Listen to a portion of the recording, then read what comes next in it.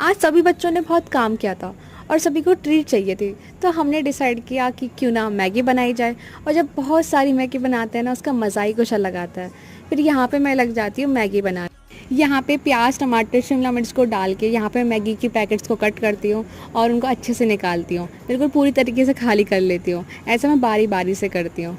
उसके बाद मैं मैगी मसाला डाल के मैगी को तैयार कर देती हूँ और यहाँ पे हमारी मैगी तैयार है। सभी के लिए मैंने सर्व भी कर दी है। और यहाँ पे सभी बच्चे बैठ के मैगी का लुत्फ़ उठा रहे थे और गलती से ना यूवी के प्लेट में ज़्यादा मैगी चली गई थी। उन सबके लिए बराबर बराबर मैगी थी। और ये बहुत एक्टिंग कर करके मैगी को खा रहे थे। और ये देखो दिव्यांश कैसे मैगी को खा रहा है, और यूवी बहुत एक्टिंग कर करके मैगी को खा रहा था। और यहाँ पे सभी ने मैगी को बहुत इंजॉय करके खाया।